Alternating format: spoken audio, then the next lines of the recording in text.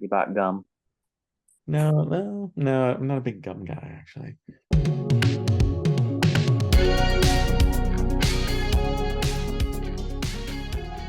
What's up, everybody? Welcome back to Taste Like Music. Jason, Joe, and Crams are here. Feels like it's been a minute since we've done a full listography.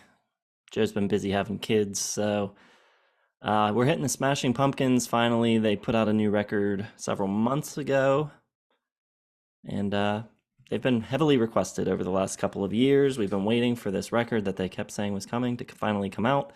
We've now got all three parts of it, and so now it is time to hit them. We've got 12 albums that we're counting.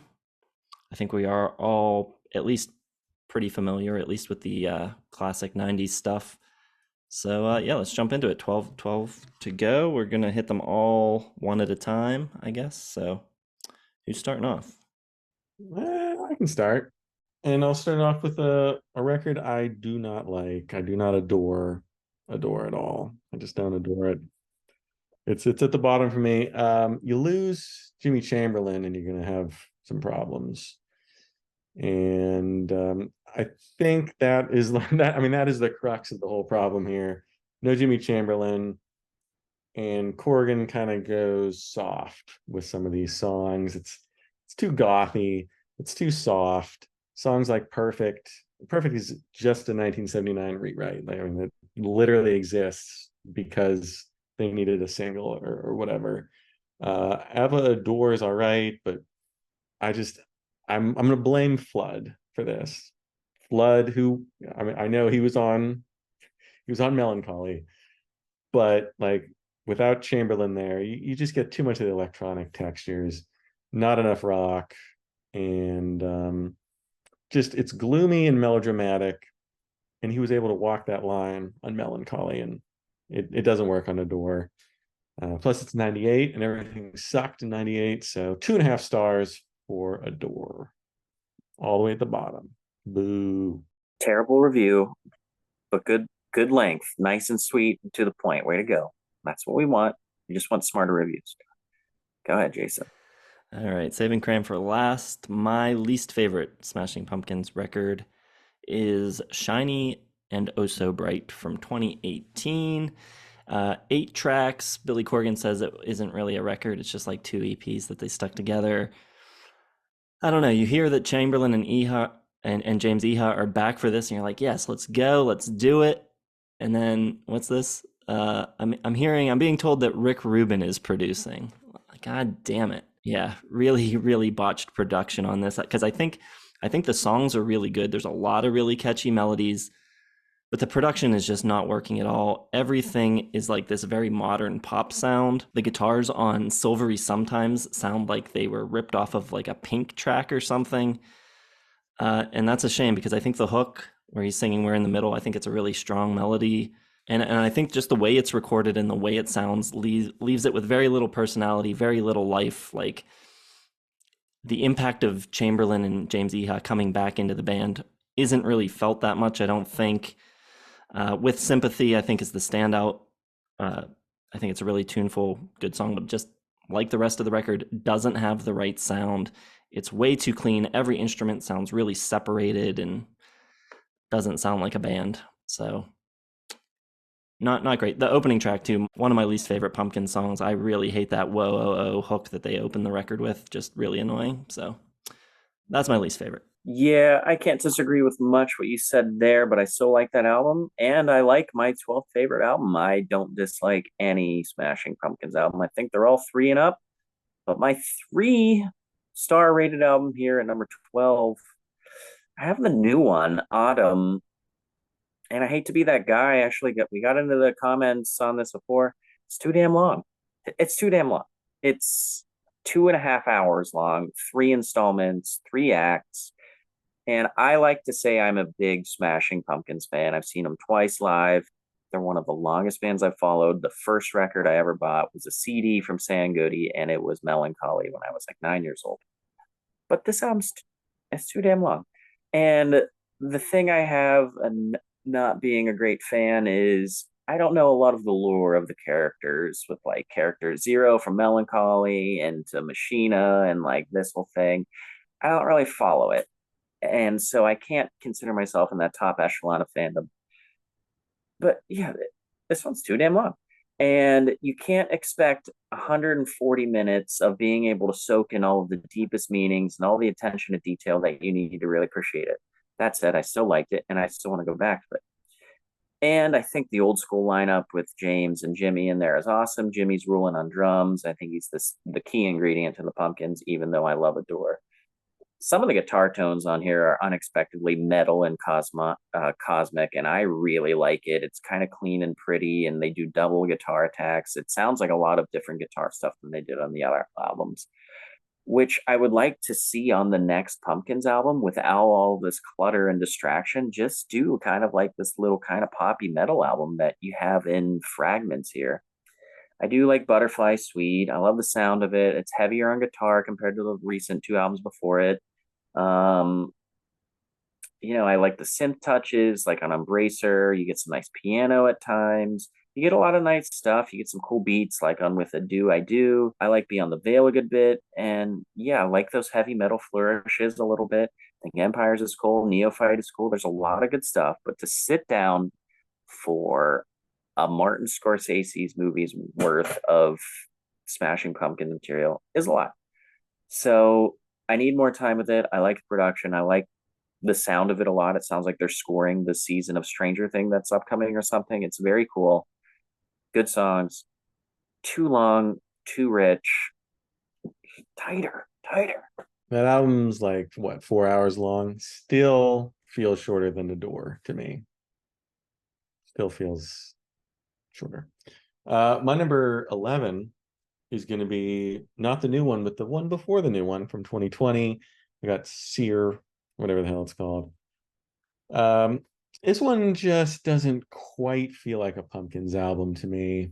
It's a cool sound that he's going for. Like there's a ton of synth. Like this to me feels like Stranger Things, begging to be a Stranger Things soundtrack. And there's some tracks that I love. I love the sound of the synths. I love that synth sound. I really like the band adding Katie Cole and Sierra Swan on backing vocals. I think when they're in the songs, probably some of the best stuff. But like most Smashing Pumpkins albums, it is too long. It's 72 minutes, and unlike Autumn, this one has much less sonic variety. And I need something. I need some screaming guitar solos in here. I need more from Jimmy Chamberlin. This one feels just a little too much not in the Pumpkins wheelhouse. Some good songs. Starcraft's cool. Save Your Tears is interesting. Color of Love, Sear. Cool sounds, just not quite what I want from Pumpkins. If they could take like half of these and make like a 36-minute, which like an EP for them, 36 minutes, I think it would have been perfect. It's just too much, 20 songs, too much of not what they do best. But I think it's a cool album. And if I could cut it myself, I could probably find 4 stars worth here. But as it is, it's only 3 stars for me. It's the beats and the percussion are just like the same in every single song on that album. Next up for me is Machina 2, which was not released physically. It was supposed to come out several times, I think, and it never happened. But it was released free online back in 2000. I guess it's just all the other songs. Machina was supposed to be a double album. This is all the leftover stuff, I suppose. And I think the return of Jimmy Chamberlin on this after him not being on Adore is felt more on this edition of Machina than it is even on the real one. I think there's some really standout drumming on this. Cash Car Star, Blue Sky Bringing the Tears, Glass Theme, I think especially all have really great drum performances. Song-wise, though, I think it's a little bit more of a mixed bag than the real Machina record. There's enough good stuff on it, like Real Love and Let Me Give the World to You, to justify a 3.5 for this one. I didn't say it, but my bottom one was 3 stars because I think it is tuneful, even though the production's bad on it. But I think on this record, there's definitely a range of quality to the tracks. I think it's less essential than Machina 1, but I still enjoyed listening to it. It has its moments. There's some good songs. I also really dug the James Iha sung track Go, which is a nice little change up. Sometimes I I'm a defender of Billy Corgan's voice. I think he's got a cool voice. I like it. I think he's a strong singer. I think he's very emotive. But sometimes on these long ass albums, when you've heard it for 2 straight hours, it's a bit much, and it's nice to get a little break with James Iha there. So a good record, not a great record, not essential. Wouldn't be the first thing I'd tell someone getting into Smashing Pumpkins to listen to, but for fans, certainly enjoyable. 3.5 stars. All right, I'm gonna piss people off here with my number 11. I still like it. I got it at 3 stars, but I've got Gish actually, which I like. I like Gish. I just really like a lot of other albums by the Pumpkins. What are the reasons why I don't get too high on this? Well, I think it's just kind of like safe, which is understandable because it's a debut, but like you can hear the jump from here to Siamese Dream where it's like they gained confidence from doing Gish, and then Siamese Dream, they're like, all right, let's cut loose a little bit and let it out a little bit. And I think it makes a tremendous difference. They sound really kind of bashful on this. I need everything is there. It just literally need more of everything. Leads off with I Am One, which sounds almost exactly like Paradise City in moments, like which is fine. And the album rock's pretty good, but it's just a little bit underdeveloped in writing and playing. Like Chamberlain can go off, Billy can go off more, Billy can get more flowery with the lyrics. Like everything can happen more. I like Rhinoceros a good bit. I think his voice is really good in this album. It's probably my favorite thing about this album is Billy's voice. I think it's kind of like really lonely and poetically desperate. There's definitely cool riffs and parts. I like the guitar in Bear Me a good bit. It's got some cool chugging and thrashing.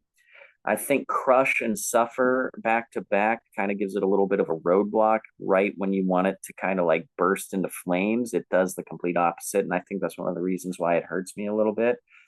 But I like Snail a good bit. I think it's nice and triumphant. It's nature, but not in scope, which I think is maybe my favorite song on the record. I like Daydream a lot. I like the acoustic guitar on it. So I like every aspect of it. To me, it's just like a quintessential debut where it's got all of the ingredients. The recipe's just not quite there. And one of my favorite things about Smashing Pumpkins is their creativity, especially when they get more like instruments and atmosphere to work with. And it's not really on this album. I still like it. I think it's essential for their growth, but I would rather revisit 10 of their albums instead of this one. So number 11, I've got Gish. I know that's a hard placement for a lot of people, but I still like it. Lets me off the hook for what I thought was a low Gish placement, but not nearly number 11. All right, I'll set you boys straight. My number 10. Let's do 10. Let's do 10. I got Makana 2, The Friends and Enemies of Modern Music. And I have it at 3.5 stars. So, I mean, the Joe scale, 4 is a strong recommendation. 3.5, if you like the genre, you like the band, I recommend it. So this is a cool album. I think it's more interesting than Makina 1, but it's just not as good because the songwriting, the best songs I think went on Makina 1.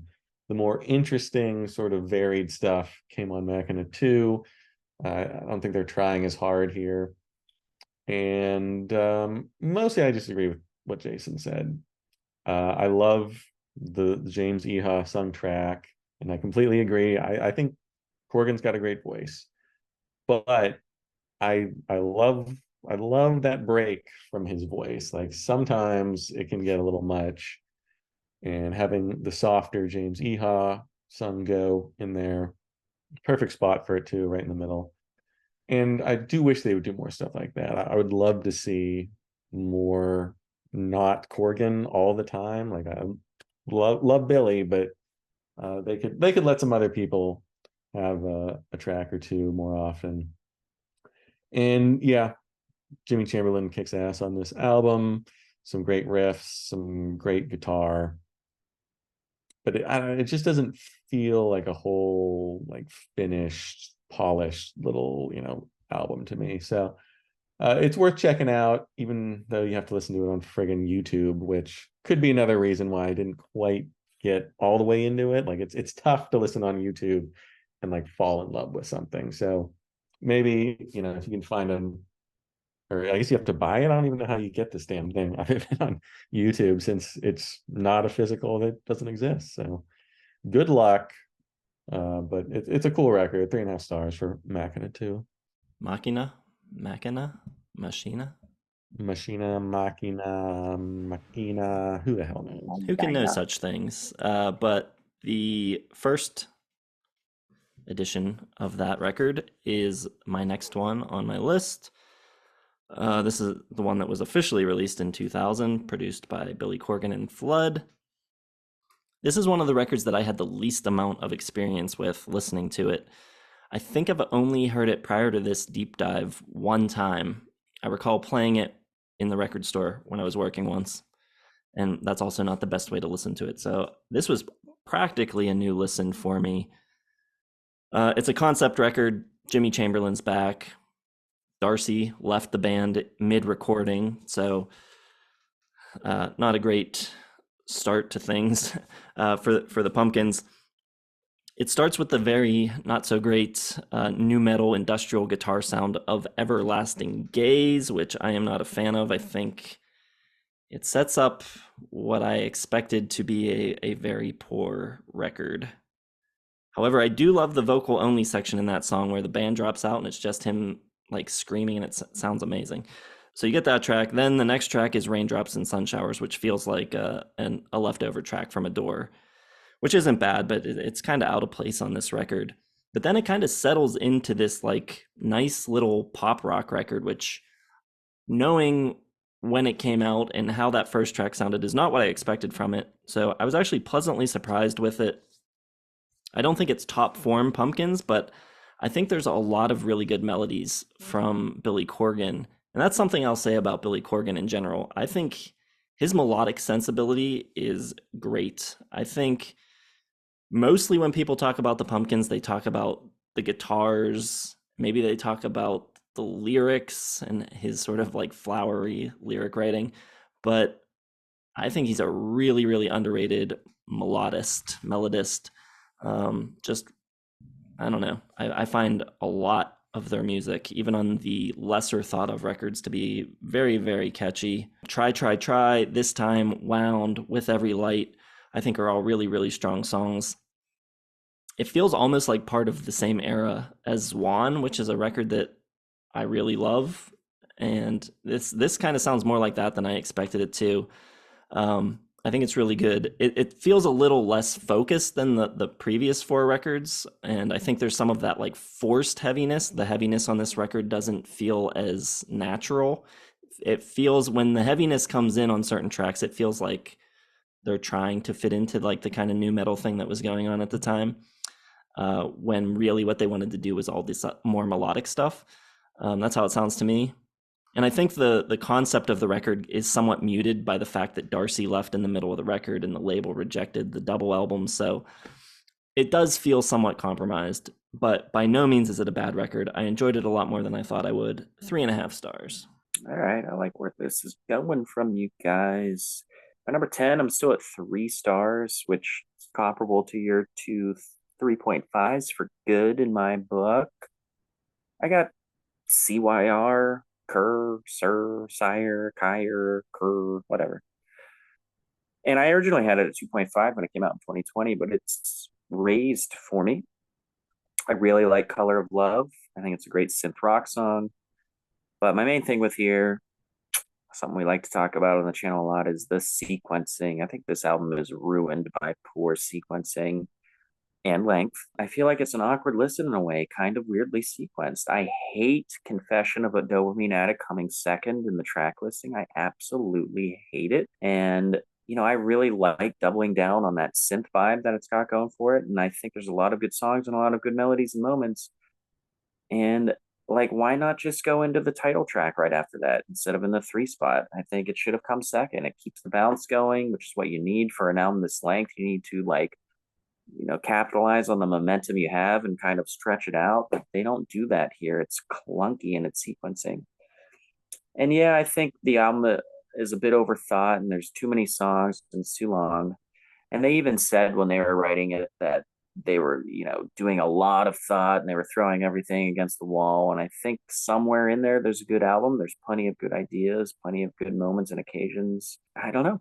Maybe we need to do a resequencer on this, maybe an edited down sequencing album. Maybe that's an episode. And I usually like on their albums the mix of the slower stuff in there, but I think this album, like, it's almost like night and day. Like, the heavier the pulse, the better the song. I think Wrath is good because it has it. Ramona's good, but a lot of the stuff does kind of blend together. Like, the songs that don't stick out, like 6 or 7 songs I don't like a lot, all kind of sound the same. And I think that's what kind of hurts it. Starcraft is super cool. It's really poppy. And generally, the first half is a lot stronger than the second for me on this album. So it's almost like, why are there 9 extra songs on this album? But I still like it. I still want to go back to it. I would love to do a resequencer. If we could, maybe one day. But yeah, that's my number 10. Someone in the comments tell us how to pronounce this. CYR number 3. I don't think it's worth a resequencer. I'll be honest. I think we have bigger fish to fry than Sir. My number 9, I got Machina 1, Machina 1, whatever the hell I want to call it, Machines of God.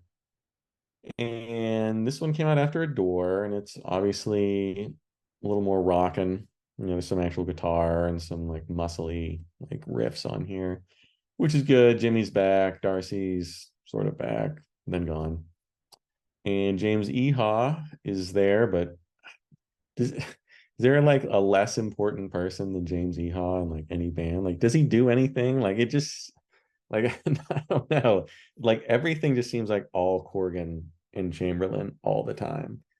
Like, I listen for like different things, like a different approach to a song, and like there's never anything other than like that's Corgan. That's gotta be Corgan. So whatever. Sorry, James. I wish you had more to do with this band. And Machina's fine. I don't mind the new metally riff of the Everlasting Gaze. That's fine. I'll take the harder rock over Adore. I think Stand Inside Your Love's pretty good. It's kind of more of an electronic Adore track. And then the rest of the album's pretty good too. I think Glass and Ghost Children doesn't need to be 10 minutes long, but there's some very nice songs on here. I just don't know if anything like really truly stood out other than the singles. Try, Try, Try, which was a single but didn't chart or anything. I think it was a video of it. And I don't know, the first time I listened to it, I was like really into it. And the second time I listened to it, I was like, this is sort of just blurring together. And there's just more exciting things in their catalog for me.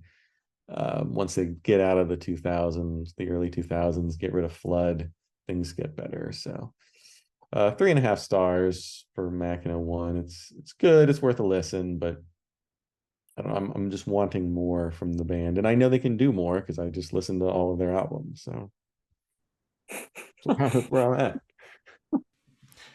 All right, my number 10 is Sire. That's what I'm gonna go with. A more proper record than Shiny and Oh So Bright. Feels a lot more significant. That record has this like really awkward pop sheen to it, and they're still doing a lot of the same sort of stuff. There's still a lot of synth here. I think there's still a lot of pop elements on this record, but everything sounds way more appropriate. Like, everything's more integrated into sounding like a rock band, and it doesn't sound like, a demo session for Logic or Pro Tools or something. I think it sounds a lot more gritty. It's a little darker. It's gothy in spots, which is cool. Interesting to hear some of those influences that you always like knew were there rise more to the surface. And once again, I think just a lot of really good songs. I like most, if not all of it. However, as Cram was kind of talking about, like, I like all the songs, but are they up to the quality to justify a 72-minute album? And I think the answer is no. I think you could have trimmed it, to the best 12 instead of going with 20. And this is a constant problem with Billy Corgan. He wants everything to be so like grand and grandiose and big in scope, and he just can't ever really seem to consolidate things down to the most essential elements and tunes. And this record suffers from that maybe more than almost any other one because of how uniform it all sounds. So pretty much what you guys were saying, I agree completely. But like I said, I like almost every song, especially Color of Love, the title track, Ramona, Purple Blood is really cool, Save Your Tears. I think these are all great songs. You hear a lot of those more 80s influences like Depeche Mode and New Order, Sisters of Mercy, Joy Division, all that kind of stuff coming through. It's interesting to hear that, replace some of the other influences as the most prominent thing. So I dig it. It's cool. It's different. It's a different sort of electronic angle than they had done previously on a record like Adore. So it's a interesting new direction. Could have been tightened up. 3.5 stars. Yeah, I think it's a different synth rock pop album in general. Like, I don't think there's another synth rock album out there that sounds like that. But my number 9, I've got Shiny and Oh So Bright, but I'm up to 3.5. I think it's really good. I think it could be great if Rick Rubin didn't produce it and it sounded like shit, which does, like Jason said, it's way too poppy, way too polished. And I'm not even saying that in comparison to Pumpkin's album. Like, for the material, it's way too clean. And like compared to Monuments, which I feel is naturally done with like a little bit more of a pop lens, this is an attempt to be like a pop rock record. It sounds like Jason was saying, I didn't think of Pink, but I was like, this almost sounds like it could be like a Natalie Imbruglia album or something like that from like 98 to 2003, somewhere in there. But the songs are really good. I think Corgan was kind of on fire in like the mid to late 2010s with his songwriting. I think it was very good. The strings at times are really overdone here. Everything's way too clean. Like I said, I'm with Jason. I think Knights of Malta is just terrible because it's got like this weird, like wannabe soul and funk kind of background vocal to it that makes no sense whatsoever. I do not understand that choice whatsoever. And, I kind of like Silvery sometimes, which reminds me of Silver Sun Pickups, who remind me of the Smashing Pumpkins. So it's kind of like a nice little circle of appreciation there. To me, the best song on the album is Solera, which has the most venom on it. They played that live each time I saw them, and it was actually really cool. And I actually dig Alienation a lot, especially the chorus and that little jaunt coming out of it. Marching On is badass. It sounds like it could be off the early stuff. With Sympathy is really nice. You just can't deny the songwriting on this album. And like Jason was saying, he's very underrated with his melodies. He's just a really good songwriter. Maybe his lyrics sometimes are too flowery for people. They aren't for me, to be honest, but I can understand that criticism. And then it closes really nice with The Harder Seek and You Shall Destroy. And like it might not be what a lot of Pumpkins fans wants because they don't have that heavy distorted guitar in it, but the dude's a damn good songwriter. It's just overly polished to be a great Pumpkins album. But like if you put these songs with like the 90s to even late 90s production, anything else, it would be awesome. But it's just merely very good. All right, that's my number 8. Shiny and Oh So Bright. I know you guys hate Rick Rubin. I don't hear any problems with this production. I think as a whole, it's a good album. I mean, it's not whatever. It was 2 out EPs stuck together, so it's very short, 31 minutes, which is a single in Smashing Pumpkins land. And I think it works. Knights of Malta, I get it. That la, la, la, la, la, is odd. It doesn't work. It was a failed attempt to do something different. At least he's trying something new here.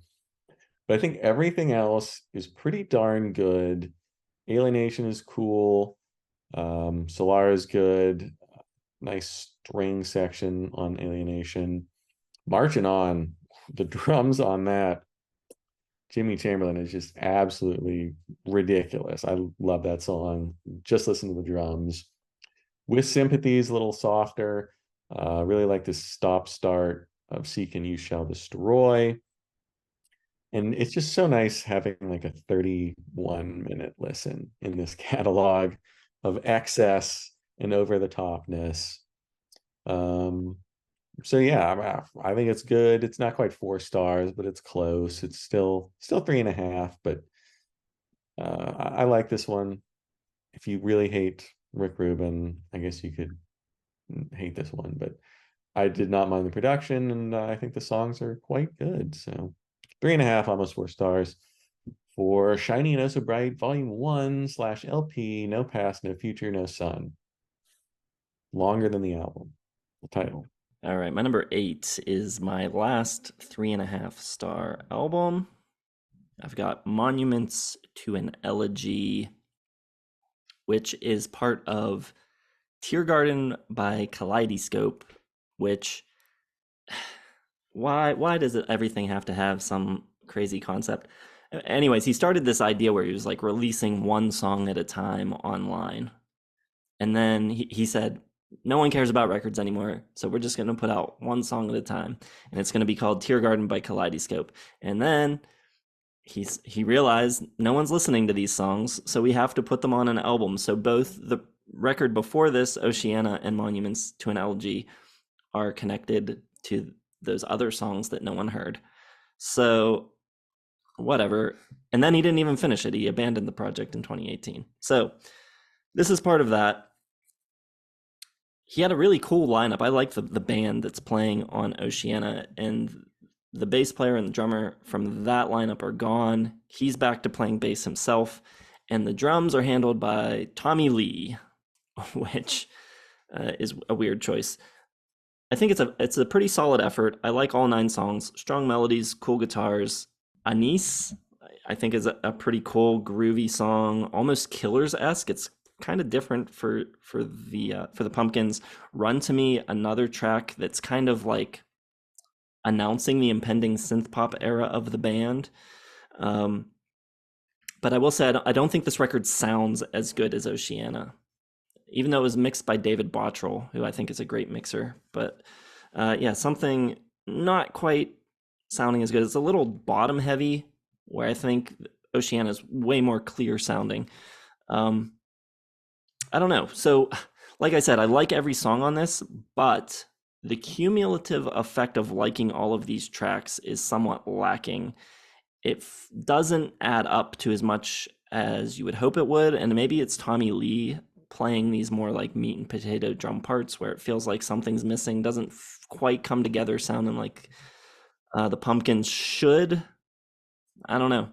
Whatever it is, I think it's 9 good songs that don't add up to as much as a Pumpkins record normally adds up to. So 3.5 stars, good. Something kind of missing. I think it's the drummer. So there you go. All right, my number 8. This was a tough one too. I might get some heat for this one being lower than some too. I got Zeitgeist. I got 3.5. I think it's really good.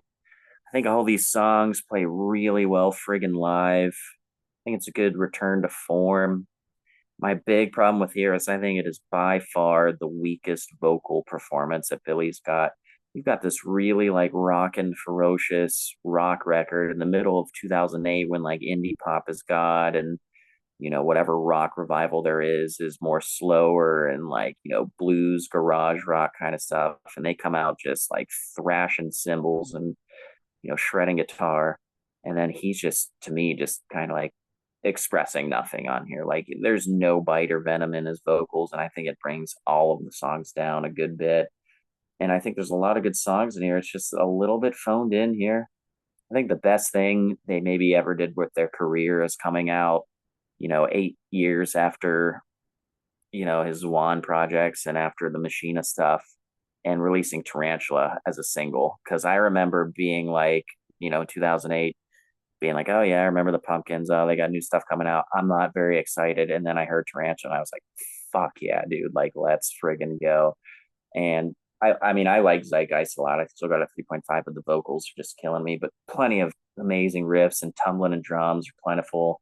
7 Shades of Black is a really good rocker, nice and heavy. But yeah, I just want like more vigor in the vocals. I don't know what it is.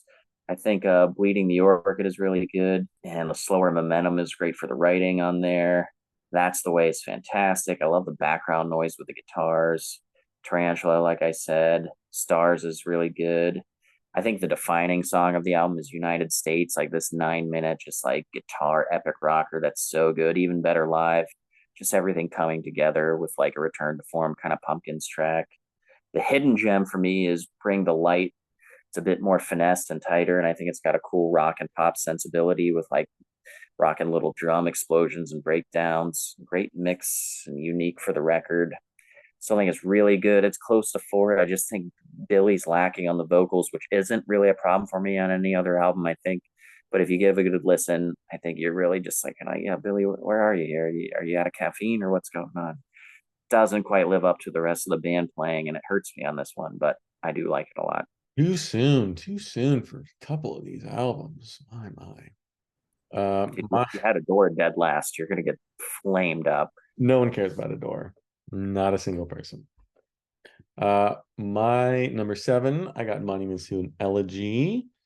And this is a weird one. You got Tommy Lee on drums, which is weird. That's such a weird choice for like, hey, Jimmy Chamberlain, one of the best drummers of the alt rock era, he's out. Let's bring in Tommy Lee. Like, who made The that worst call? hair metal drummer. Yeah. It's odd. It's odd. Jeff Schroeder, whatever you say his name, on guitar here with Billy. It's the Billy show, of course. And the construction of this one's interesting. It's shorter, 32 minutes. Tiberius and Anti-Hero, which bookend the album. Big, like heavy rockers. And then everything in the middle, for the most part, you get that synth sound heavy on some songs.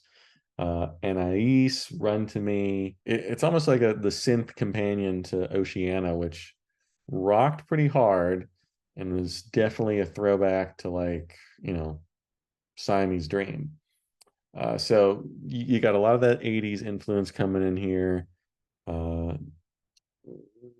Dorian sounds like Depeche Mode. You get that 80s synth on there. And it's an interesting album. It's cool. It's different. It's sort of the start of their synthier ways, I think, the 80s influence.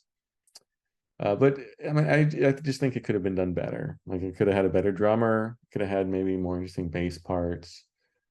But pretty good overall. Like it's another high 3.5 stars for me. It's just these albums at 3.5 are just like missing like that little extra something to make me like really want to go back to them and listen a lot. So another 3.5.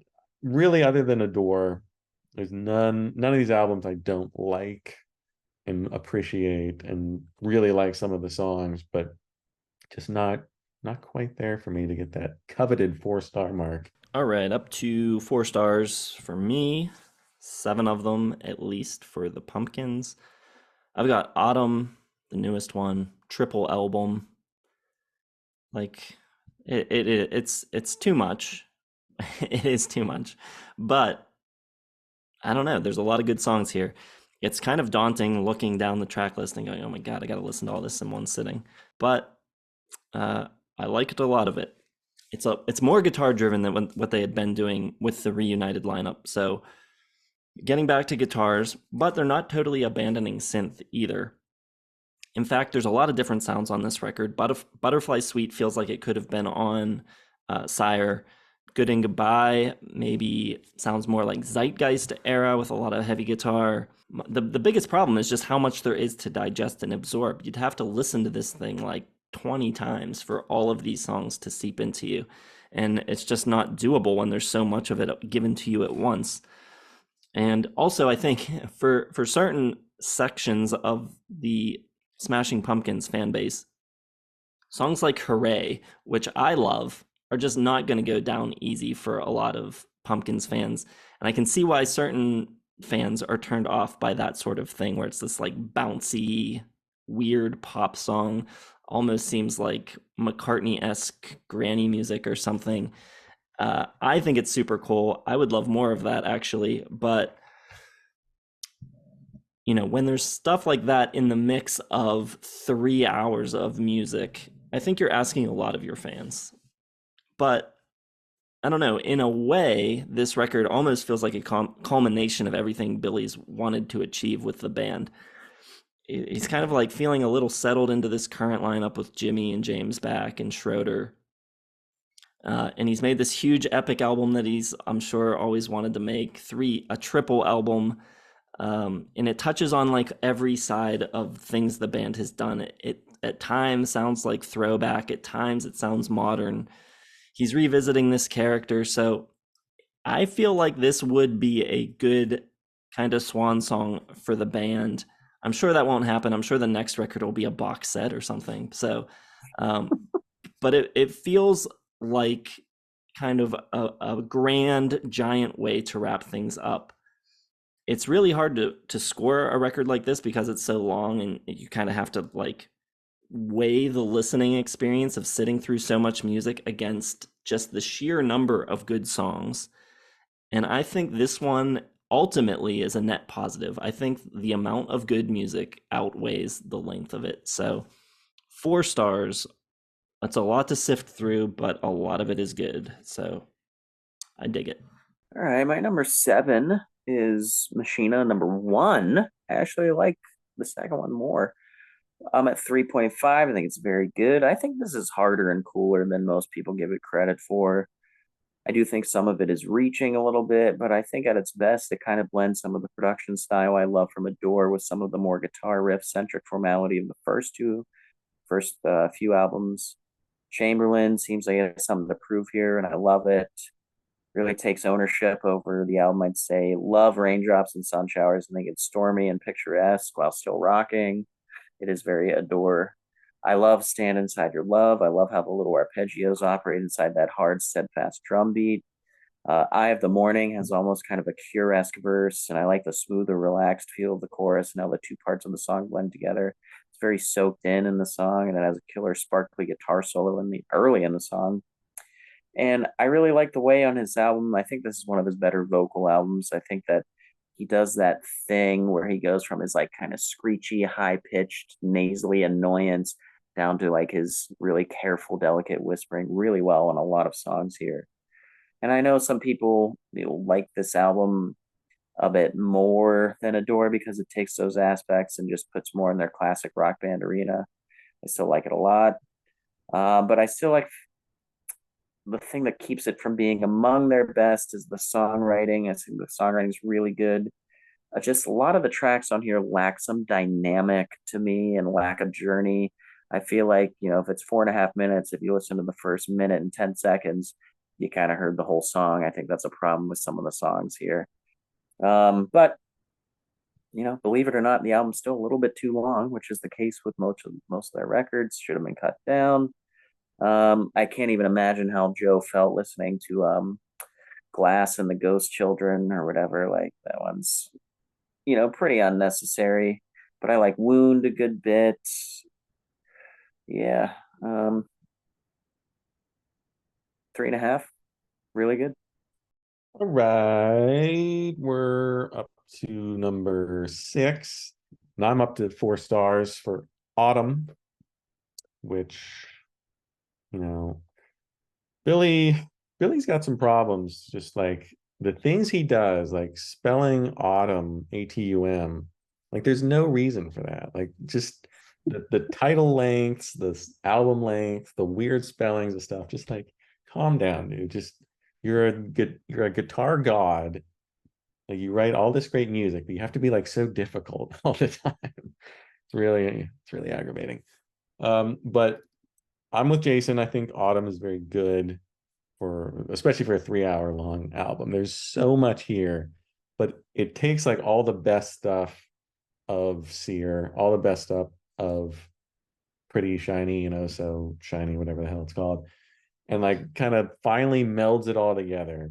And it absolutely shouldn't have been 3 hours long because there's like an incredible album here, and there's a ton of filler that you got to get through. But when the songs really hit, it's the best stuff they've done since Zeitgeist.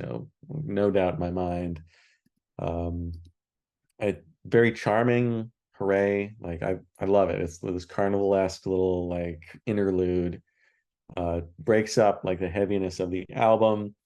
Butterfly Suite is very nice and sweet. There's some just total bangers like Beyond the Veil.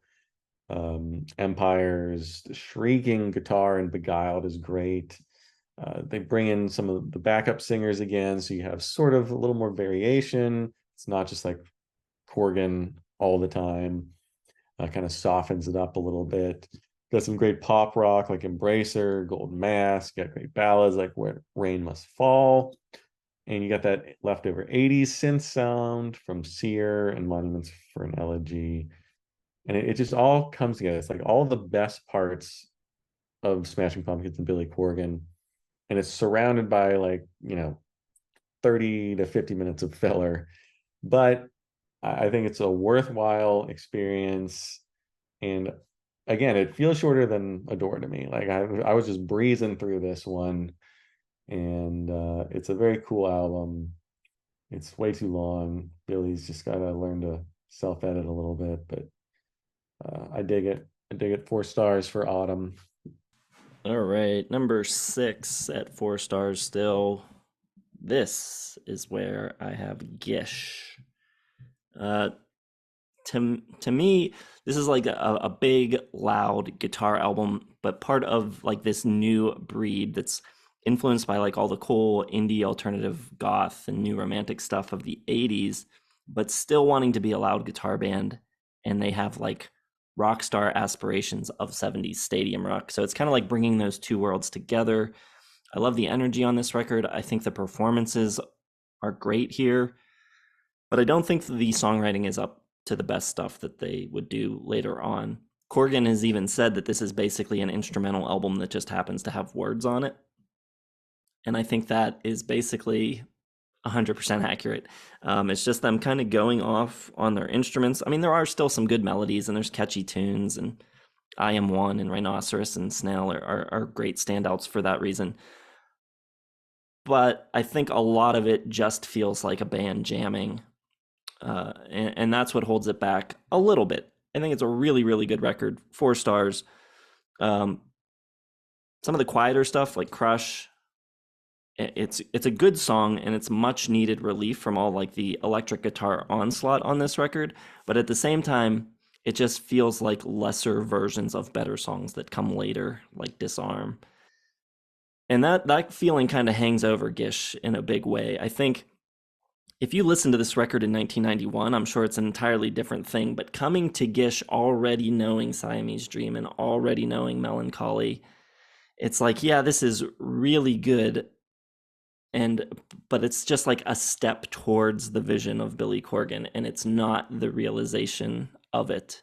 If you heard this first, you might just think it's like this amazing new sound. But in retrospect, just a step on the way. So 4 stars, Gish. Yeah, that's basically what I said. All right.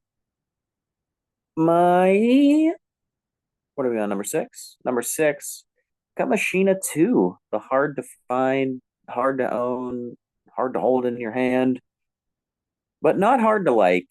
I like this a lot. This was my first go around with it. Love the harder, fast opener, quick and to the point glass, pretty cool and ferocious. Cash Car Star is pretty awesome, and it's a little more playful. And yeah, Jason was spot on with his review. This is Chamberlain's album. He is just like coming up with some really creative fills, really cool rhythms, pulsing everything perfectly. I think Real Love is really cool. And it's all like kind of like guitar driven, more metalier, shoegaze, new wave obsessed, dream pop kind of stuff, but in that Pumpkins amped up fashion, that heavy biting edge. And yeah, to me, the standout, not the best song, but the standout is Iha's Go, which is just kind of like, oh my God, like that's so cool. Why don't they do more of that? You guys are totally right. I think his cadence fits the song really well. I think Home and Is There a God are awesome, just awesome songs. I think those two are better than anything on the first Machina. I like how like majestic everything is. And yeah, like it's 3.5, almost great. Needs a few more bangers, but yeah, this is like the hidden gem of this catalog at number 6 for me. 3.5, very good. All right, rolling along, 4 stars for Oceana, which is another sort of. I missed this when it came out. I just wasn't paying attention to the Smashing Pumpkins anymore. And it's the only album with the lineup of Billy Corgan, Jeff Schrader, Nicole Fiorentino on bass, and Mike Byrne on drums. And apparently there's a little more collaboration going on, and you know, it's more like a band vibe, which is cool. It definitely sounds different. I do think there was a purpose and a direction by Billy to get back to the rock and roll. It sounds, you get a lot of hints of like, hey, is this Siamese Dream? Like you get sort of that guitar spirit on this one. You got those pulsing guitars. You do have some synths. You got some synths coming in on Quasar. Panopticon is cool. It's like Can't Stop mixed with Jason hates. Can't Stop mixed with Cherub Rock. You got some poppy stuff like One Demand, One Heart. And I just think there's some really great guitar all over this. The Chimera has like the tone straight out of Siamese Dream. It's just layers and layers and overdubs and overdubs of guitar, like an alt rock Brian May or something. And that like whining, sticky, taffy like guitar tone that I absolutely love. Maybe not as much diversity in the songs. There's not too much, starts and stops and different stuff, but it's just them kind of kicking ass and rocking out. And I think it's a very good album that I'm sorry I missed in 2012. I guess I didn't care about the Pumpkins anymore, but I should have been paying more attention because it's a very good album. All right, my number 5 is Adore, which is a very different record than the first 3 Smashing Pumpkins records. Jimmy Chamberlin, not in the band for this one. And the band was basically falling apart. Corgan was dealing with his divorce and his mother dying. So there's a lot of darkness and sadness on this record that's very palpable, and it feels very, very real on this record. And because of Jimmy Chamberlin not being there, they replace a lot of the drums with electronic programming, way more than any electronic elements they've had in the band before. And it is a bit long and a bit dour, but the songwriting and the arranging I think are really great. And it's more of a record to like fit a specific mood. It's not like the all the time go-to record, I think. But I think it's really good and really interesting. And at times it's exactly the Pumpkins record that you want. I think there's a clarity to Billy Corgan's voice on this record that isn't heard on the first 3. I think sonically there's a lot more space for his voice, so it can be mixed differently, and it sounds really good here. Ava Adore, Perfect, Tale of Dusty and Pistol Pete, For Martha, I think are all great songs. I think all of those tracks deserve their place alongside the Pumpkins' bigger hits. So I kind of get why Joe doesn't like it. It's not a Joe record, but at the same time, I think it's really cool for what it is. It's a little too long, but still great. 4 stars. My number 5 at 4 stars, great for my scale. I got Monuments to an Elegy, and I know it sounds dumb, but I love how rich that album is and how short it is. It is just like this big hit of sugar that shakes you up, and then it's over. Like it just does its job, nice and short and to the point. The synth indulgence is ripe. The synth work is a nice blend of accenting the big movements of the guitars and taking more predominant leads and more subdued leads. So it's always serving the perfect purpose. Great blend, still great guitar on it. I think Being Beige is a cool little gentle song, unlike anything else in their catalog. Not just gentle in temperament, but in sound, almost like early 2000s, like Dido when it opens up all soft and then it jams it out just like you'd expect. Those high-pitched piano keys are wonderful.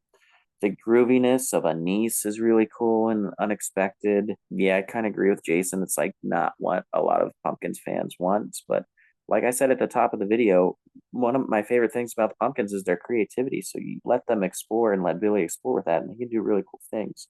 Good tunes all abound. I've read some reviews of this album calling it a modern pop metal revival. And I think it's not very direct on that, but maybe I can sense it. But also, I would have never come to that conclusion myself. So to hell with that. The songs do have a general softer side, which I kind of really like. I think Run to Me is really cool, and it's almost like closer to like early 2000s, like Collective Soul and Goo Goo Dolls than anything they've ever done, but it really works in a weird way. It's almost like their stadium pop kind of song. I really dig it. I think Drum and Fife is cool. I think it is missing some loudness, but I think I'm really only putting that in the context of a Pumpkins album objectively. I think it's a really good album. Like, if I think you told me this album was Billy Corgan solo or another band, I'd be even more impressed. So I'm sticking with four. I do think it's a great album because it just has great songs. Like I said, with this and Shine So Bright and Oceana before it, which I haven't talked about yet, he was just killing the songwriting. And I think it's all over this album. Needs a little bit more punch to give it a little bit more greatness, but I've got it at 4 stars. I think it's a top five Pumpkins album. I really do. All right. Here's where Gish comes in for me. And I agree with Jason in many ways. It doesn't feel like a finished like song. Like every song has like a finished polish to it. Like some of these songs only exist for Corgan to just rock out over and over again. He was on a lot of LSD when he made this, and you can kind of tell because yeah, like some of these songs meander and sort of like, where's the chorus? You're boring us a little bit. Get to the chorus. But I think it's a great sounding album. I love the guitar work. I love the production. I love how Butch Vig and Corgan make the guitars sound. It's like manna from heaven. It's an interesting mix between like yeah, classic 70s hard rock, Zeppelin and Sabbath and stuff, and those 80s bands, My Bloody Valentine and Cure and stuff like that. And it's just a really interesting marriage between those two things. And I think it sounds fantastic. I mean, it's just, it's like a primer, it's a warm up for what they would do. Obviously, Billy Corgan would get much better at writing actual songs, but I can listen to this and just kind of drink in those cool, meandering, sort of long riffs and guitar passages and everything like that. And they vary it up. Crush, I think, is really cool. I love that opening bass scale, the burst into shimmering guitar. It's a little hazier, a little more psychedelic than you'd get with like Disarm and Tonight, but I think it shows that he has a lot of talent there right off the bat. And yeah, it's not in the same league as Siamese Dream and Melancholy, but you can see all the pieces coming together there. And very cool. It was the biggest selling independent release of all time. Intel Smash by Offspring. So that's another cool little fact, which I did not know until I read Wikipedia. All right, my number, what are we at? 4 is Zeitgeist. So there was a little period where the band was not together. In the interim, he did the Zwan project with Jimmy Chamberlain on drums. He also made a solo record, one of my favorite Billy Corgan projects of all time, and one of my least favorite things that he's ever done. That solo album, I think, is really bad. At least that's my memory of it. I haven't heard it in a long time. So they get back together. They make this record. It's only the two of them, really, Corgan and Chamberlain. It's really aggressive and heavy. Almost reminds me of like an updated Gish, where the tunefulness is largely secondary to the energy and the riffage. But that's the way My Love is.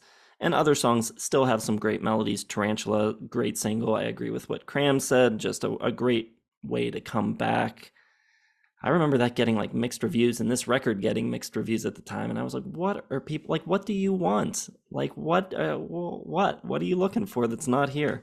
I don't get it sometimes. I think critics are a little overly harsh on the Pumpkins for whatever reason, probably more to do with Billy's personality and his stubbornness and things like that than the actual music. But yeah, I thought that was a phenomenal single, great way to come back. Also, this was the first time that they had put out a record since I had become a fan, so it was kind of my first time hearing a Pumpkins record in real time when it came out. I think both Corgan and Chamberlain really seem energized and excited by the material here. That drum break in Stars, I think, is incredible.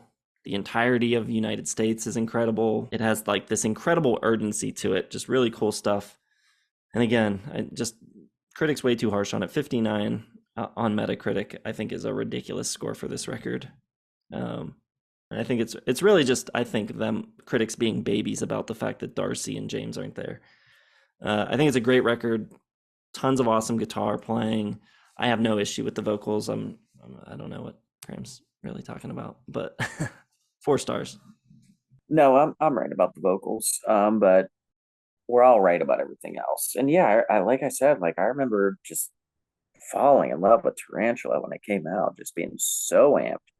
But I think it was also during a time when like none of the major publications or music journalists wanted heavy grungy rock at all. Like they just didn't want it. Like they were like Kings of Leon's heavy enough for us. Like let's cut it off there. And then they were like, ew, God, look at these machismo hard rockers that were popular 15 years ago. Ew.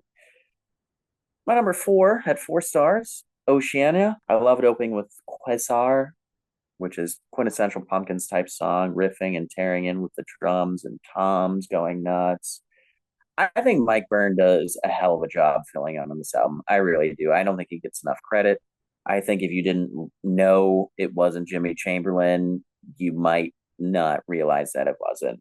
He does a great job. I think it's one of the all-time great fill-ins and makes it happen. And I don't really know his work outside of this, but he plays in the spirit of Jimmy Chamberlain. Like it sounds just like him in a lot of sense. And I like about there's some kind of progginess to this album. I think it's a bit more cosmic and futuresque than a lot of their other stuff. I love Panopticon. I love the screaming little guitar bursts and the lick. So cool. I really dig the Celestials. I think the songwriting is really strong on this record with a really cool blend of a little bit of jamming. I think it would be maybe more of a Pumpkins album with a little bit more Jimmy flair and a little bit more James on it. I kind of get with James what Joe was saying with Ehud not being an essential member. It is a 2-person show for the most part, but maybe Ehud brings out some of the best in the other ones behind in the locker room. Good locker room guy, you never know. But the songs are really good, and I don't think there's any denying that. Violet Rays is awesome and epic. I think the inclusion of more instruments and atmosphere in their music makes their great albums great. Even though they're great in their raw, grungy self, I feel like the more toys for Billy, the better usually. Like, I never think he goes off the deep end with arrangements and productions and synth sounds and all that. And the really thing I appreciate this album is even though there's plenty of frenzy in the guitar and drums, I find it to be an overall more peaceful and kind of tuneful record. Really magical and pretty songs. Love the way the acoustic guitar and keys work and pinwheels and that great electric lead working in it. And I think that feeling kind of lingers throughout the album. I almost consider this, and I'm not likening the sound of this album to any of this band's work, but this is almost like Billy Corgan's Yes album, because he's a big prog rock guy. The cover alone almost looks like it could be a Yes album, and it's just kind of got like that oceanic atmosphere. But that's just me. I'm just calling it that. You heard it here first. And I love how like Chimera brings everything up in pep, super catchy tune. At the heart, the Pumpkins are just great, good guitar rock. And like you get Cassandra is really fun, thumping bass on it. I think this is a great album. I think it is one of the most underrated albums of the 2010s, considering they're kind of a revival band, and it just rocks and is interesting and creative. So yeah, I'm very close to 4.5 on this one. Okay, speaking of probably the most underrated album of the 2000s, it's got to be Zeitgeist. It just has to be.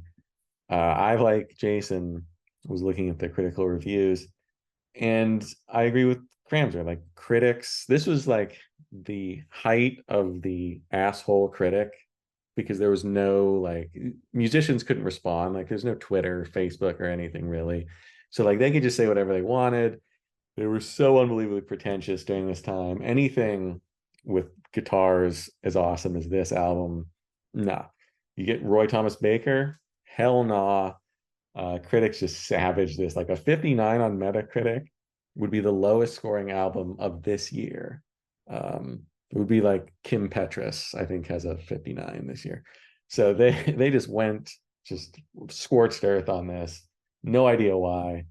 This album kicks so much ass. The guitar work is so cool. Doomsday Clock, Seven Shades of Black has this absolutely disgusting guitar part. Corgan's like in total rock god mode, and that's just not what people wanted in the late 2000s, which is a shame. And it's a shame that this album I had to stream off YouTube, because I feel like if I actually had it like a physical copy, I'd probably get to 4.5 stars. I have it at 4 because YouTube sucks for listening. But I love every song on here. I think they're awesome. I guess I missed this again in the 2000s, but I remember liking the singles, but I just never got the album. And bad me, because it kicks butt. Corgan, who I consider one of the most underrated guitarists probably ever, has some of his best solos. The solo on Seven Shades of Black is just, ugh, you could eat it with a fork. And everything else is great too. Jimmy Chamberlain's drums kick ass. I think the vocals are fine. I think they're better here than on Sear, or Yeah, the vocals are better than Bob Seger, but it'll be fine. better than Sir or Autumn. And I love the production from Roy Thomas Baker. Like, that just works for me. Like, that combination, Baker, who worked with Queen, Brian May, like give me the alt rock Brian May, Billy Corgan, and just layer the shit out of those guitars, let them rip. Great album, 4 stars, high 4 stars. Could be 4.5. I gotta buy this one and see how it sounds on my record player. All right, my number 3 is Oceana, another part of the Tiergarten by Kaleidoscope project. Different lineup for this. This is the only record, like Joe said, that a couple of these people appear on, and I'm with Cram on Mike Byrne. I think the drums on this record are tremendous, and I don't think, if you weren't told that it wasn't Jimmy Chamberlain, you would have no idea. It's a really cool record, a bit different from Zeitgeist, a little more finesse to it. To me, it almost parallels the change from Gish to Siamese Dream, where it's not worlds apart. It's still obviously the same band at its core, but Zeitgeist was a back to basics record that just like felt like two close friends bashing it out. And here I think this is more of like, get in the studio and really work on the tunes and really refine it. And I think it's maybe, if not the best, one of the best sounding records in their catalog. I think there's a clarity to the recording here, a depth to it, really interesting textures with some of the keys and stuff going on. Like I said, Mike Byrne is just killing it on this record, and the drums sound really good, especially the kick. I think it's really, really punchy and awesome sounding on this record. Songs are great. The Celestials and Violet Rays, I think, are great front half highlights. Pale Horse has some of the most interesting arrangement choices, since some of the stuff on Melancholy. Glissandra has a really cool groove to it. Feels a little bit more like a modern indie sound on that one, kind of like Two Door Cinema Club or something like that. Just a really cool and different song for them. The guitar solo on Inkless is awesome. Lots of great moments, lots of great songs, and high 4 stars for Oceana. All right, I'm up to 4.5. My number 3 for Siamese Dream, and just the announcement of the album leading off with that little snare roll, and then I mean, it sounds elementary, but the way he rocks that like high E power chord using the 6th string just open and just rocking it and just taking off with it. And it's just one of the best guitar sounds on an album of all time. Just the distortion on this album, and just how everything just has this stagnant, soaring swirliness to it. You're just in a tornado of this guitar sound. It's so friggin' awesome. And unlike CYR, Sigur, Sear, Sire, Kerr, Crow, Crank, whatever we're calling it, we got one of the best sequenced rock albums of all time, if you ask me. Like it comes down with like Today, with just like a slower pop album, picking it up again a little bit with like Through Rocket, and then you get Disarm, which is this beautiful song. And I love the back half of this album with like Geek USA, Mayonnaise, Space Boy, Silver Fox, Sweet Sweet Luna. Like it's friggin' awesome. And the leap from Gish to here with the songwriting is just monumental because they're able to keep and actually elevate all of the guitar and ferociousness of the guitar coming through that distortion, and Chamberlain's drums just rocking so friggin' hard with the tunefulness and the melodies. I think it's just fucking beautiful and badass. Mayonnaise is so good to hear live.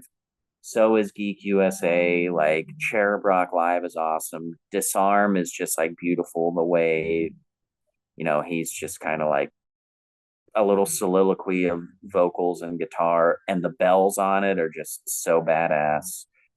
It's brilliant. So 4.5 for Siamese Dream. All right, the top two. There really can only be two choices. Graham ruined it, but what could it be? Siamese Dream, Melancholy. My number two is gonna be Melancholy. So Real's my number one. I think it's even better than I remember, and I've always really liked it. I own it on CD. I bought it early in my music listening career, and it sounded even better this time listening to it. It is just such a sprawling masterpiece. The amount of like purple prose that Corgan gets into at this time, and like the excess, and yet he pulls it off. It works so well. You have like the best pop alt rock songwriting of the 90s with something like 1979 and Tonight Tonight, right next to just like absolute ass kickers like Jelly Belly. Zero just kicks. It's so friggin' heavy. That riff with that like little extra, I don't even know what it is. It's like harmonics above the riff, and like it's such a badass riff. And the way that Corgan's just able to work both of those sides, the dreaminess once you get kind of deep into the album, especially on Dawn to Dusk, when you get to like Porcelain of the Vast Oceans, and then it kicks back in with Twilight to Starlight, and you got songs like 33, which is one of their more underrated, unheralded song. Like I believe that was a single, but you never hear it anymore. But I think it stands, right with 1979 and some of their best poppiest work. And it's just basically a masterpiece. It's really difficult to pull off a double album this good, this varied. The drumming is awesome. Tonight Tonight has some of my favorite drumming of all time. Chamberlain's just those rolls that he's doing. And it's just, one of those albums that I feel like it reaches everybody because it has something for everybody. The hard rock, the pop, the sort of ambient, sort of dreamy psychedelia. And yeah, it's just incredibly impressive, sounds incredible, just a masterpiece of the mid 90s alt rock. 5 stars for Melancholy. All right, my number two is Siamese Dream. And for Corgan, supposedly dealing with writer's block during the making of this record, the songs here are such a big leap forward from Gish.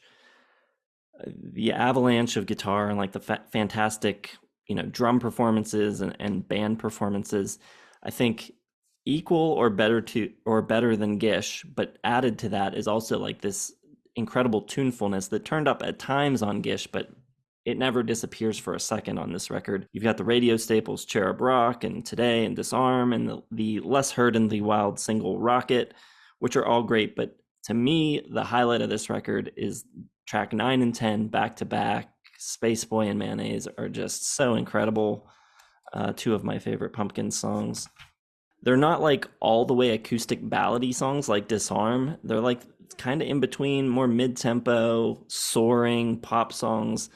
Mayonnaise soaked in fuzz and those incredible like feeding back weird whistle sounds happening. And then Space Boy has the acoustic guitar, but it's also got like this really interesting arrangement with the mellotron and stuff. And I think the vocal melody on that song is so strong. And yeah, I just think it's, man, just song for song, really, really great. 4.5 stars for me for Siamese Dream. Love it.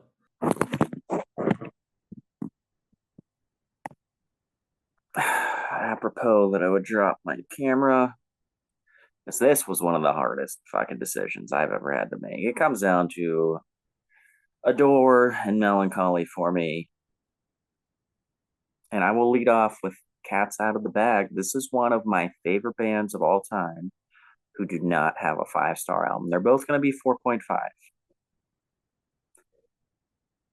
And Joe will be glad to know that Adore is my number 2. And man, it's just so friggin' awesome. It is just this purpley, lush, goth rock, shoegazed out, electronic, dark, fallen angel, like poetic album. And the arrangements are just so friggin' good, and everything is. And the reason why this and Melancholy aren't 5 stars is that they are just a little bit too damn long. Like, to sit through an album and have it be 5 stars, you can't really have a moment where you're out of it. And this has some brief moments where you're just like, all right, like, I feel like I've done this before on this album already. That said, 4.5 is still friggin' awesome. One of the reasons why I love this album, it opens with To Sheila, which I think is a beautiful friggin' song. And none of their albums outside of this open with just this soft, well, Melancholy opens with that little piano, but it's kind of like an overture for the album. But this is just like, we're going to open with this quiet little piece, and it's beautiful. And then you get Ava Adore and Perfect, which I don't really think is a 1979 ripoff. I think it's in a similar vein, but it's the same band, so it makes sense. Daphne Descends is one of, I think I named it my favorite song of 1998. I love Crestfallen. I love Apples and Oranges. Um, I love For Martha. It's a big epic. I love it. And just the haziness and everything, and just the atmosphere of here is so picturesque. And you talk about like, sometimes we've talked a little bit about like seeing colors with songs, and this one just gives me like this lush, dark black and purple, like black eye bruised kind of feel, and kind of like Phoenix coming out of the ashes feel. I think his voice is tremendous. I think the lyrics are perfectly flowery for the context and everything here. But it's all about the production and the arrangements, and the songwriting is just fantastic. The feeling is just absolutely perfect from start to finish. Slightly bloated, which keeps it from 5 stars, but man, yeah, it's friggin' awesome. Adore.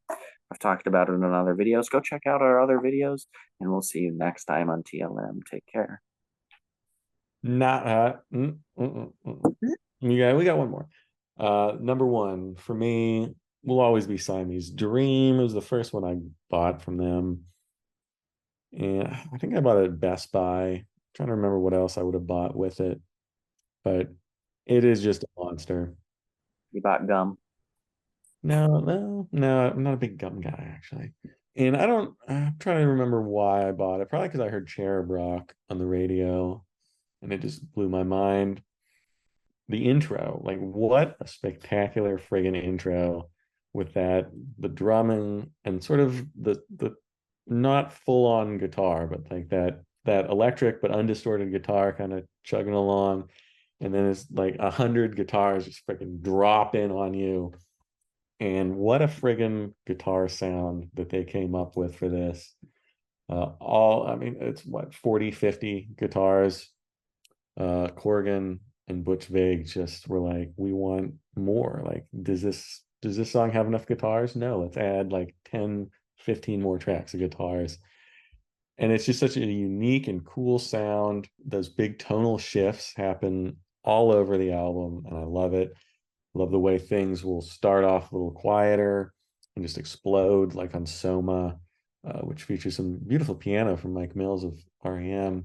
Space Boy with the Mellotron, Silverfuck, which has that awesome, like, just butt kicking riff, and then kind of dissipates into this psychedelic, dreamy middle, and then comes back in with that killer riff. There's so much variety. You have Luna and Sweet Sweet, which are very soft. You have Billy Corgan's, pop muse, his songwriting coming to a head here with Today and Disarm, which is beautiful with that big symphony part.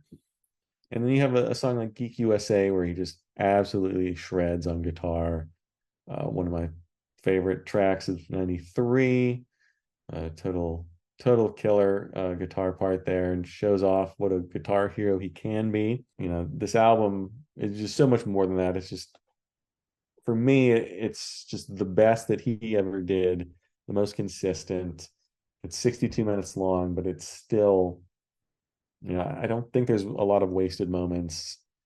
And it's just one of those guitar sounds, one of those albums that there is no equal to, even with Zero and stuff off Melancholy, you never quite get that same sensation that you get on a song like Cherub Rock or Geek USA. So that's why it's my number one, 5 stars, one of my top two for 93 for me. So yeah, I love it. Love it. All right. My number one, and actually not that close, 5 stars, Melancholy and the Infinite Sadness. And you will see in the top 10 songs video, I'm not sure I've ever had an album dominate quite as much as Melancholy does. And definitely not with a band with 12 albums. So yeah, a dominant performance by Melancholy coming up. And I don't know. I think I like the guitar sounds on this record even more than on Siamese Dream. I think there's that little bit of extra high end on Siamese Dream that I think gets in the way of his voice a little. And I think rolling some of that off leaves a little extra room. I think you get overall better mix on this record. I just think this record is so varied and everything is so good. It's so adventurous. The quality of the songs are all just incredible. I think it justifies its runtime easily. Cram said that it's not 5 stars because it's a little long. I'm not bored listening to this for a second. I was a little worried about that, like revisiting it after not having heard it for a while. Like, I'm a little pickier about that now. I've grown way less patient with long albums, doing this channel and having like assigned listening that I have to get through every week. It's like, God damn it, does this record have to be so long? Like, so I'm pretty picky about that now, but coming back to it, I was fully engaged for the full 120 minutes or whatever it is. From the outset of the record, you get that little piano piece intro, the title track, kind of brings you in, and then you get Tonight Tonight, which kind of reveals the full scope of the project, pulls you into its world, and then Jelly Belly just like crushes you, just completely, just, oh, you thought this was going to be a nice record? It just bullies you. It's awesome. You've got all different kinds of songs. You got the lush cinematic stuff like Tonight Tonight, and then the crushingly heavy stuff like XYU and Jelly Belly, and then you've got heavy stuff that's also hooky like Zero and Bullet with Butterfly Wings. You've got more mid-tempo alt rock, sort of pseudo ballads like Here Is No Why and Muzzle. Just all really different. And then you've got like the completely different kind of more left field stuff like Lily, My One and Only, and Love and Cupid the Lock. Just every song is a world into itself and yet somehow works together. And while I wouldn't call it a cohesive record, really, it's not. It works still. It's kind of like the best double albums, the ones that are like really scattered and all over the place but still hang together somehow. Just a band exploring every possible corner of their creativity. Yeah, and it's just got like a slightly beefier sound, not quite as harsh on the high end. I think his vocals sound way better here. The first two records, as far as I can tell, reading about them, are almost all Corgan playing all the guitars and all the bass, and a lot more band involvement here, more James Iha and live performance. And I don't know, to me it comes across a lot. I think I love Siamese Dream. I think it is a great record, but this to me, blows it out of the water. 5 stars. 4.5 for me, and it's my winner. It's hard to argue. Like, I don't want to say I'm bored during it. I don't know. I would take out, after Bullet for Butter with Butterfly Wings, I would take out Forgive and Fuck You and Love and go into Cupid to Lock, which would be a nice little weird kind of breather. I think you could probably cut Through the Eyes of Ruby. I don't know. It's tough. It's very close to 5. I used to have it at 5. I don't know why 4.5 feels better, but it does. Smartest Thing Joe said, the whole thing. 33, so underrated. Like, just friggin' awesome. I think that's a very underrated track on here. I think Bodies is one of the heaviest, friggin' coolest songs of the 90s. Like, it does not get the love it needs. It should be in like every like friggin' sports and workout montage ever. And I love Here Is No Why. Here Is No Why with like that riff has like almost like an Aerosmith kind of like 70s riff to it, and the way it just breaks down. It's just like it's awesome. Like you can tell like Corgan is so classic rock like influence with that riff. I love the instrumental with the piano. Yeah, I love how it just kind of like the temperament of like going through all of these movements with like Tonight, like this grandiose big picture, and then also just having like mean friggin' stuff like Bullet with Butterfly Wings and Jelly Belly with this just like it literally sounds like Jason said you're being bullied at the beginning, like you're just getting punched in the face, like it's just so friggin' awesome. I think the second half is just as good. I mean, you've get We Only Come Out at Night, and Bodies 33 in 1979, and By Starlight, and I love how it kind of ends with Farewell and Good Night. It's awesome. It's my number one. It's weird. I'm putting it number one. I almost like, and I don't know if this is going to make sense, I almost like Adore more as an album, but for a Smashing Pumpkins ranking, I almost like I have to put Melancholy ahead of it. Does that make sense? Like, you know what I'm talking about? Like overall in my life, I might like Adore more, but this might be my more favorite Smashing Pumpkins album just because it's You a little pussed more. out. You pussed out. You just admitted it. You should have had a door at number one. Probably. I don't know. It's tough. It's tough. It's not. It's not even What do a. you think, Jason? Did I puss out, or do you get what I'm saying? I said no, it's a cop out. All right. Which one is better? I don't know. I don't know. Today I'm saying Melancholy, but today might be a weird day. Like 20% of the time I think it's Melancholy, 80% of the time I think it's Adore. Today's a 20% day. All right. Well, Actually, you know what? Gish. Gish is my favorite Pumpkins record. all right. Let us know what you think of our lists, what your favorite Pumpkins records are, or rank them all. Drop it down in the comments. Hit the like button, subscribe to the channel if you've not yet done so. Check out our Patreon and other links in the video description. Thanks for watching. We'll see you in the next one.